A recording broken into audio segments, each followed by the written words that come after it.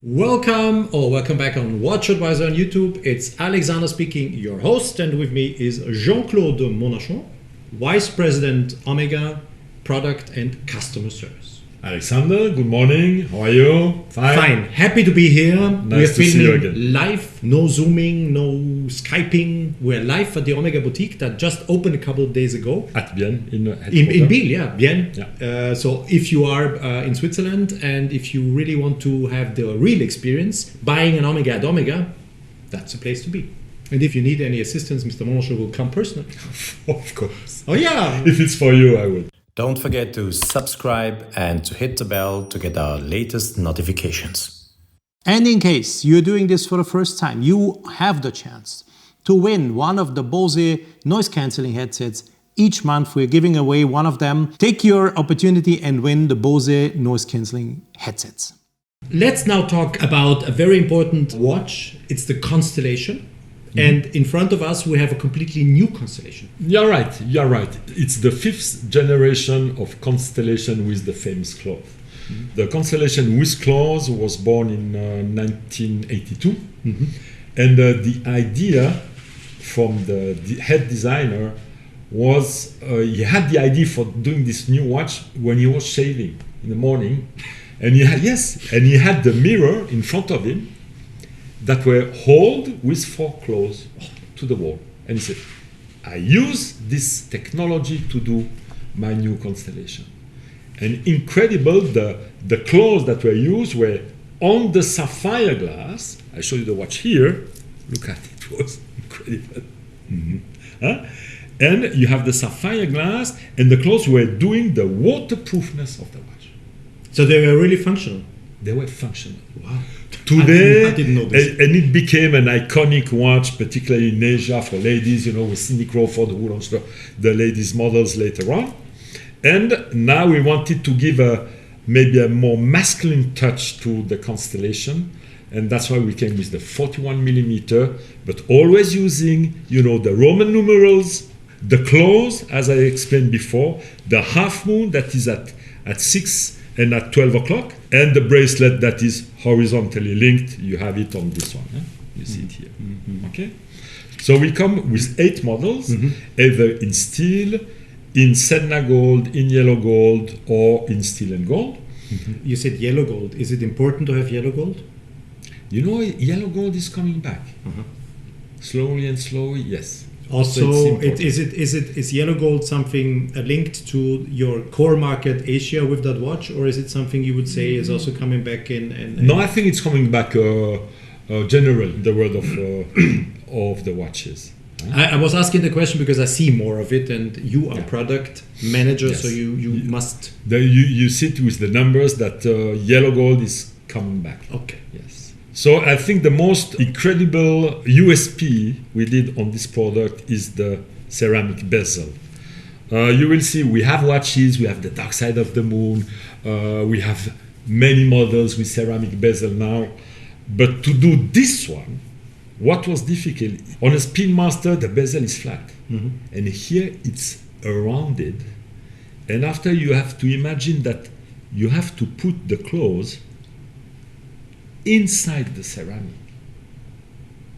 And but they are no longer functional these days. They are no more, they are only decoration. Okay.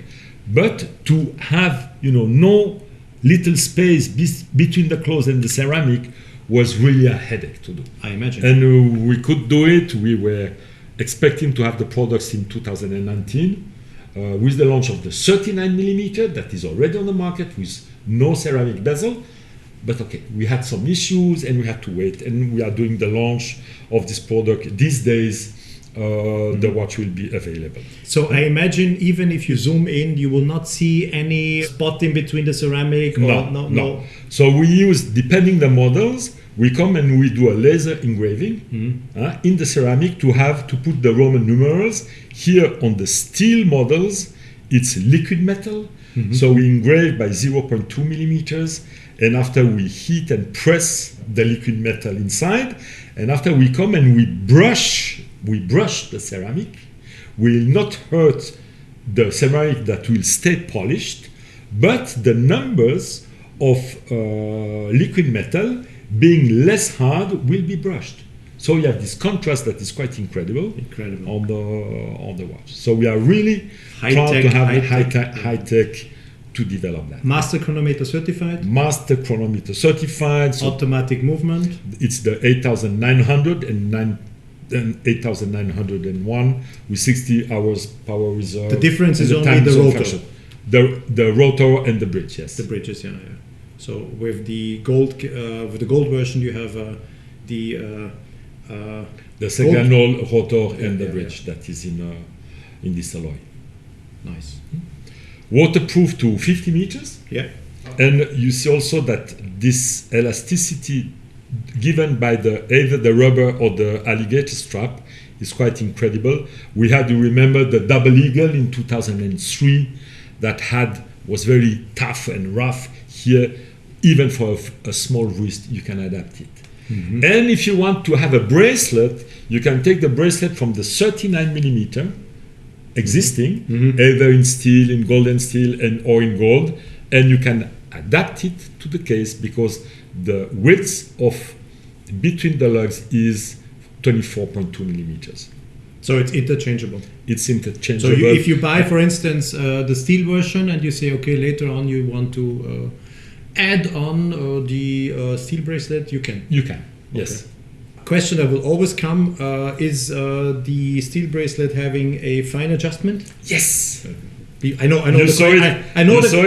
the question's coming, so I'm asking. So you have a fine adjustment. It's closed. So you come here, you press the bottom here, okay, and you push it down. Voila. Okay. And now you will see it's very small. It's 2 millimeters, but 2 millimeters can help a lot. No, it's do you have it or don't? Some don't have it. We have and it. It's very much criticized, especially in the category of Omega.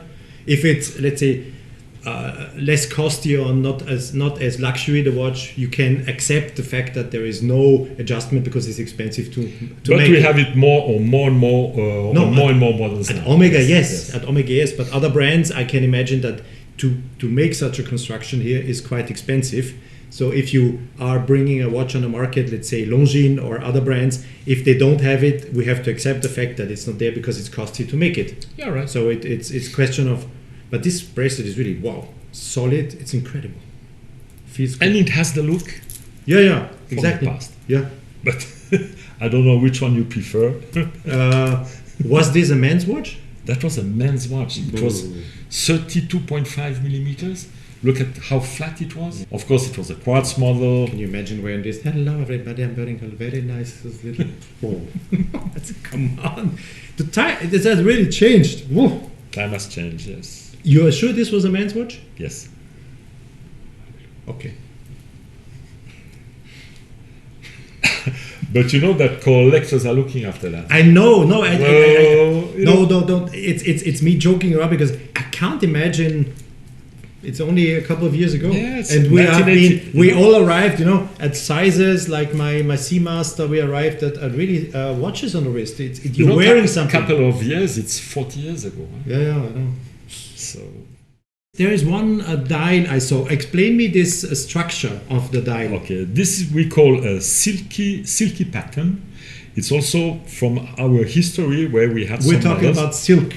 Yes. Okay. So we call it but silky it's not pattern. silk. It's not silk. Okay. No. It's only the pattern that is looking like silk.